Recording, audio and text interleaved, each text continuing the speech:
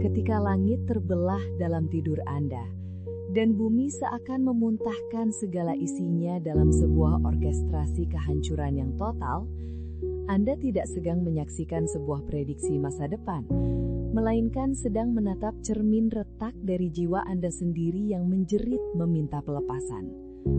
Fenomena mimpi kiamat, atau dalam literatur kuno sering disebut sebagai penglihatan eskatologis, adalah salah satu pengalaman onirik paling intens, mengguncang, dan visceral yang mampu diproduksi oleh arsitektur otak manusia. Ini bukan sekadar bunga tidur yang lewat begitu saja seperti angin lalu.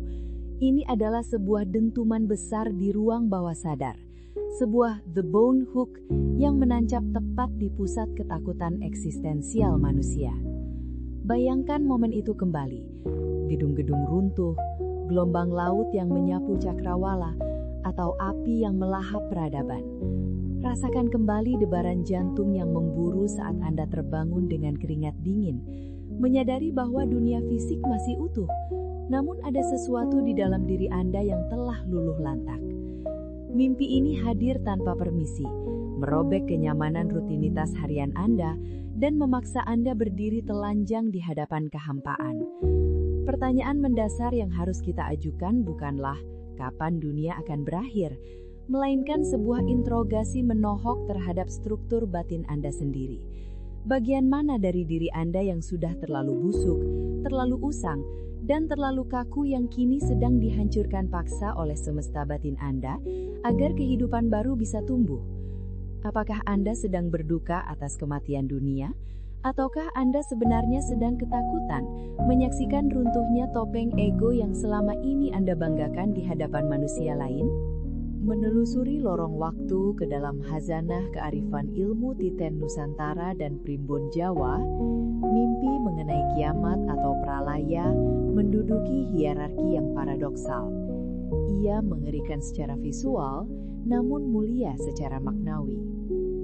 Para leluhur kita, melalui ketajaman intuisi yang diasah ribuan tahun, tidak menerjemahkan gambaran kehancuran jagat raya ini sebagai pertanda kematian fisik atau bencana alam literal.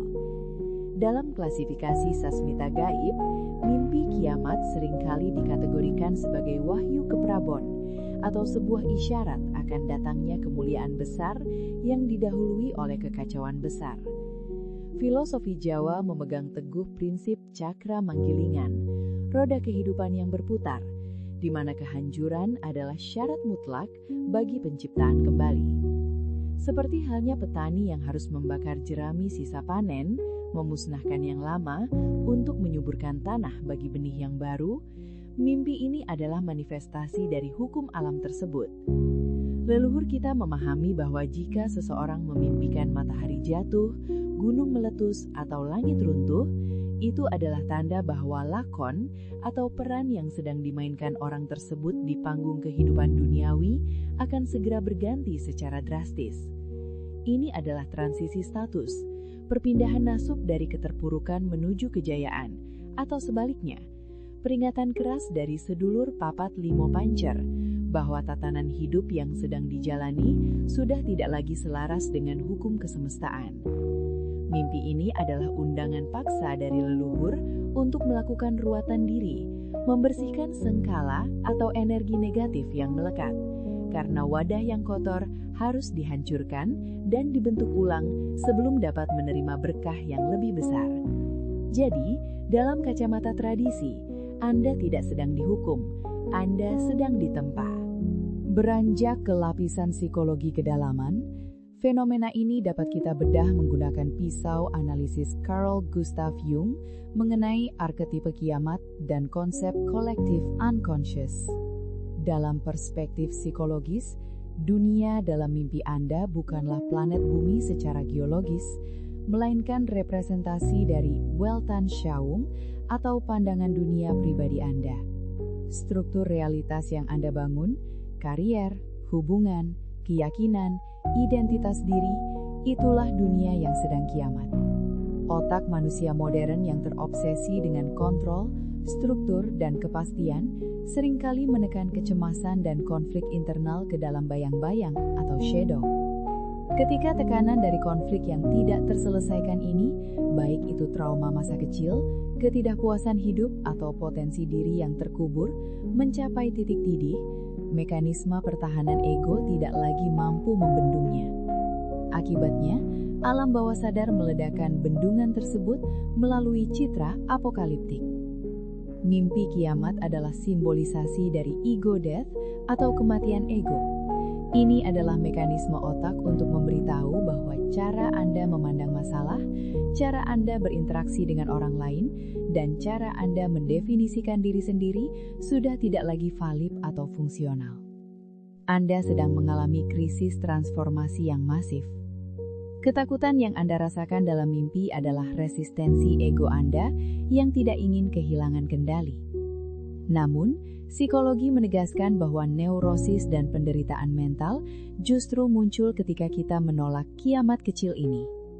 Psike Anda sedang melakukan hard reset, menghapus sistem operasi lama yang penuh virus ketakutan dan keraguan untuk menginstal ulang kesadaran yang lebih adaptif dan tangguh.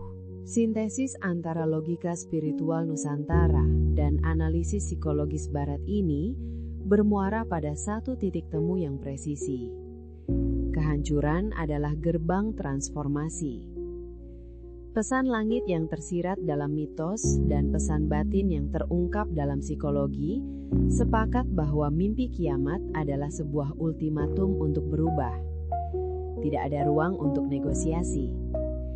Jika Primbon melihatnya sebagai datangnya wahyu kemuliaan setelah kekacauan, dan psikologi melihatnya sebagai integrasi diri menuju kedewasaan mental pasca krisis, maka kesimpulannya adalah Anda sedang berada di ambang revolusi diri.